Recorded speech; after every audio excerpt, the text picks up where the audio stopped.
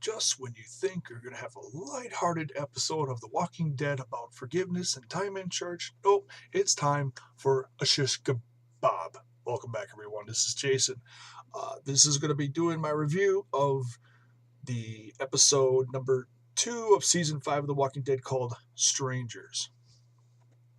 And it's appropriately titled because um, just after all the chaos of the first episode and everybody's, reconnecting, and that, that has been gone, separated from the last, season or more. Um, Now finally everyone's back together with the exception of Beth.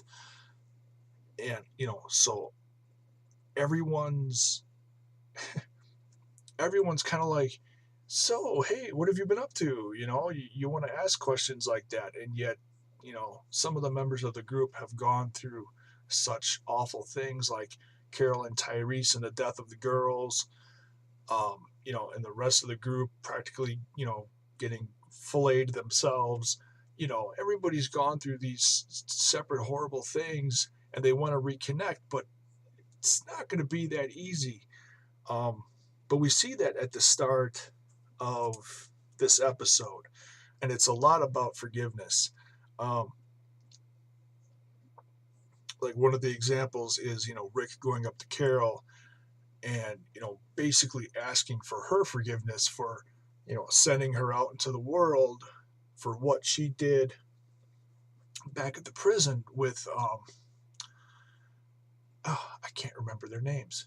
She dragged the sick bodies out into the courtyard of the prison, killed them and torched them. Uh, but anyways, um, so yeah, he asks for her forgiveness, and we see a lot of that in this episode, and just as everybody's starting to get comfortable around each other a little bit here and there, and do some talking, they come across a man screaming in the distance, and right again, Rick's in Rick mode, and he's freaking out. And Carl's like, "No, Dad, really, come on, let's go, let's find out what this is." And they come across Father Gabriel, a new character in the series, and they rescue him from about a half a dozen walkers surrounding him. He's like on top of this pile of boulders, or in the woods, and they save him. And we find out very quickly that there's something very strange about Father Gabriel. He's not like the rest of the people that you've seen in this um, walker filled world of The Walking Dead, where everyone else has either, A, killed some walkers, zombies, or B, killed other people. No, Father Gabriel is like popped in from a time machine from like right when everything went to hell, and hasn't changed since. Or in a sense, you wonder if he's actually gotten worse just because of how everyone else has, for lack of better words, matured in the series.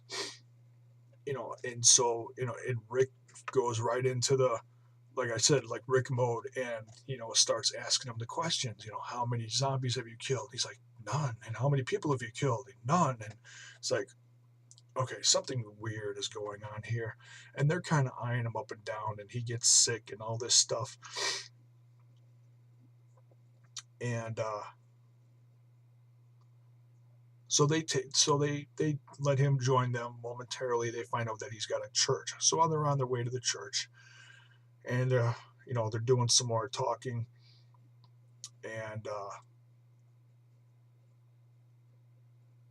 you can tell that Abraham is getting a little antsy about the mission of going to Washington.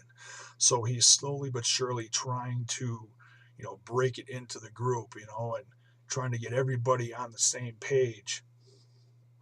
And but obviously, before they do that, like everyone else says in the group, as they get to the church, they're like, "Oh, we need food, we need supplies, we need a vehicle, we need all these things. We can't just go to Washington. We can't just start our hike. Um, because everybody just went through hell.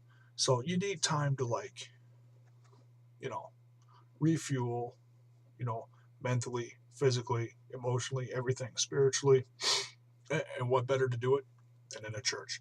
And so so they get a group together, including Father Gabriel, Rick Gabriel, Sasha Bob, and Michonne. He says every place around in the surrounding area has been gone through with the exception of one place, and it's the food bank. And we see that the building is dilapidated. It's got a basement that's flooded and full of walkers. And so they get there and they're like, well, we'll use the shelving to, kind of put up a defense. And so they start killing walkers. They're in the basement. They're in this just horrible, putrid, nasty water. And Gabriel sees one of the walkers and he loses it. He freaks out. He starts running for the stairs. Well, the stairs falls apart and he's just acting very, very strange.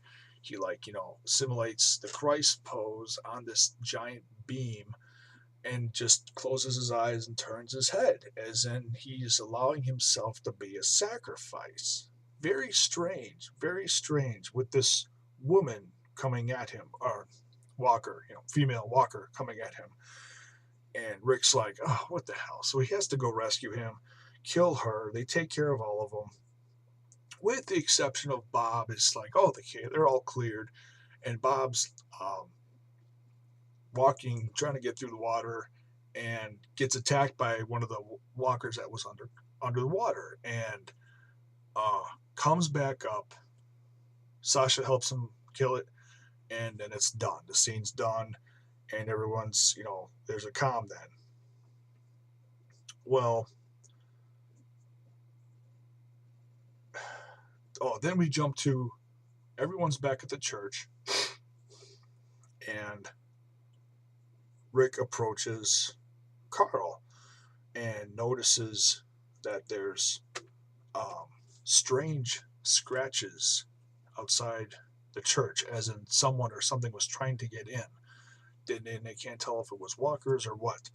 But then they see a message carved into the outside of the church, and it says, "You'll burn for this," which throws up another flag for Father Gabriel, because Father Gabriel's like, well, I sin every day, but I confess my sins to God, not man.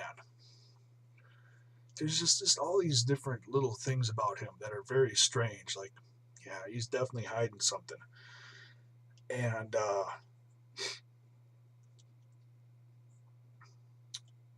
so they break out the food, and everybody's having a little feast in the church, a little powwow. Everybody's happy, and they're, finally, after everything everyone's gone through, it's like their first little moment of relaxation, if you can call it that, even though they're really never, there really never is that moment of relaxation.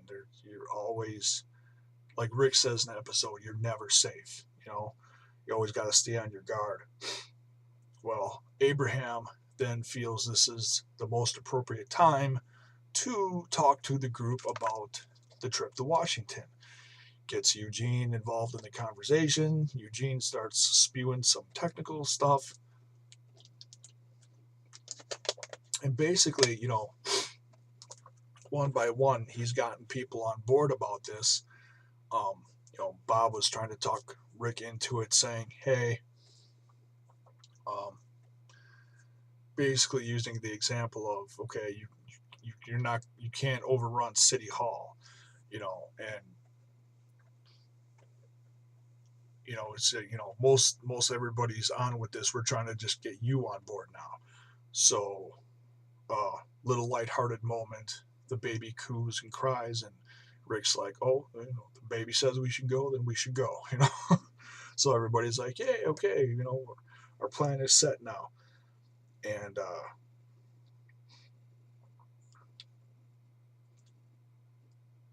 Sasha mentioned something about holding the baby, and before she gets up, Bob's like, "Hey, give me a kiss," and then, "Okay, give me one more." And he's acting strange. There's something odd about how he's acting, and he slowly gets up. And we notice now. I'm gonna have to rewatch this, but I'm pretty sure that when he gets up and he's like, walking away from the group towards the camera in the dark, he's limping. And I don't think he was limping earlier in the episode. Even after everything they've been through, I don't think he was limping. Acting strange, goes outside. He's by himself, leans up against a tree, and he's crying. Why on earth is Bob crying? Like I said, he was limping. Why is he crying? So, you try to, quickly put these pieces together. It's like, okay, they're drinking the ministers or the church wine. Maybe Bob was getting away from the alcohol and was having a moment of weakness. So he got emotional in his moment of weakness. That's one scenario. The other scenario, we don't know this yet, but this is what I'm guessing, is that while Bob was underwater and was fighting with that walker, he got bit and just didn't tell anyone yet. And that's maybe why he was limping. But as all these things are like quickly going through my head and he's crying and he's emotional, boom, he gets knocked out by some guy in, a hooded sweatshirt, and it goes to commercial. And it's like, oh, what the hell? Just when, things are getting a little bit nicer, that happens. But before all this, I almost missed this whole part, excuse me. Before that segment, we see, because everyone's lighthearted in the group, decided, okay, yes, we're all going to go to Washington, and they're thanking Gabriel for his generosity and everything. Rick warns him, I don't know what you're hiding, but if whatever you're hiding affects or hurts anyone in my group, I will kill you. And it's like, Rick is starting to come back to normal, but he's still in that, like I said, that Rick mode. That the wheels are turning. He's cautious. He's trying not to relax too much. So he's pretty much, I'd say, he's pretty much back to normal as he's been in about a season and a half to 2 seasons. Because they went through hell last season. So then it goes to the outside, and earlier in the episode we see Carol talking about this abandoned car, loading it up with stuff just in case things go south at the church. Well, obviously she doesn't feel like she's part of the group or something, because we see her loading up the car, and Daryl comes up to her and he's like, "Hey, what are you doing?" It's like, "Hey, busted." And she's like, "I don't know what I'm doing." She obviously has some kind of qualms about being part of the group, even though she saved everyone's life. Everyone's in a different headspace after everything happened in the last episode, even though there was that moment of everybody coming back together. People are obviously still mulling about other emotions, things they experience, things they want to get off their chest but can't. All these different things are going on with different people. Obviously, that's going on with Carol. So, she's like, okay, everyone's happy, everyone's doing this, doing that, filling their bellies. I'm just going to slip out of here quietly. Daryl's like, what are you doing? You can be part of this group again. He's trying to convince her. And then all of a sudden, a car flies past. And, while Carol's mulling this over in her head, Daryl notices the car and notices the white cross in the back of the back window, the back windshield. And he's recognizes it as the same car that took off with Beth when he and Beth were together in the last season. So he immediately goes to smash the headlights and the taillights of the car and go after her, and while, he's having to explain this while he's smashing the headlights, and Carol's like, what the hell are you doing, So he's obviously reacting before explaining all this, and so they're gone. That's the last we see of them in this episode. And now we come back, and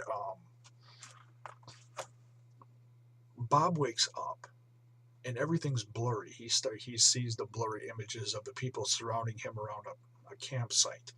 Sees one gentleman, and we see another gentleman.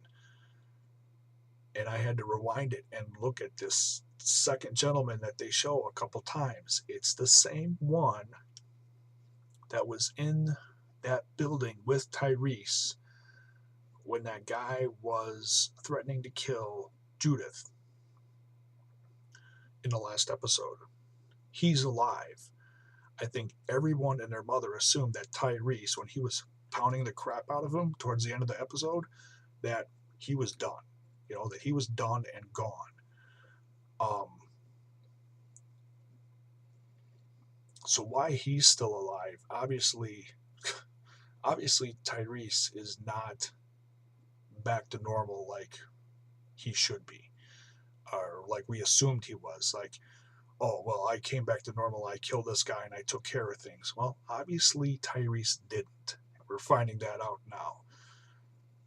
And Bob is coming to, and, well, it's Gareth. And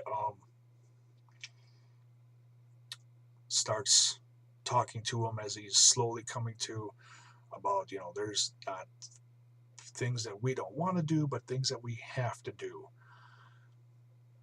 And he's going on about this, and he's being very vague, and then at the end he's like, oh, by the way, you're delicious, in so many words, or those words. I'd have to go back and look at it, but he basically, tells Bob that he's yummy, and he's just munching away what looks like on, some ribs, but then they pan out from them, and Bob is missing almost all of his left leg. Well, yeah, like I said, just when you think, we're having a lighthearted episode about forgiveness and, reconciliation of the entire group, no, things are going south quickly again. So obviously Gareth and a handful of his friends from Terminus have, made it out of there alive, and they are officially calling themselves what, there was a group in the comic book called the Hunters. Well, Gareth and his guys are officially now the Hunters. They went from a transformation from termites to hunters. So, yeah. And that is where the line in the trailer, the season trailer, comes from when Sasha says, oh, well, now, she says something to the effect of, well, now 3 of us are missing. Well, 1 is Bob. 2 is Carol. And the 3rd one is Daryl. Because those 2 went off after the car in search of Beth. And, Bob's missing and partially eaten. Yeah, it's just when you, like I said, just when you thought it, couldn't get any worse. Wow. So now, so the other very interesting thing is, if Bob was bitten and that's what he was crying about, are they eating infected meat? That's going to be an interesting question. And I think that's something we'll have to think about until the next episode. Obviously, relationships are coming back together. We see that, Rick trying to keep the group together and safe is obviously going to come in some kind of conflict, it seems, with Abraham's mission to get to Washington.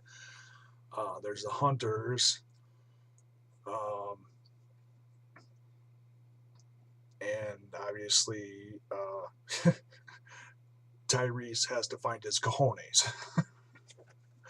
So that being said, what did you guys think of this second episode?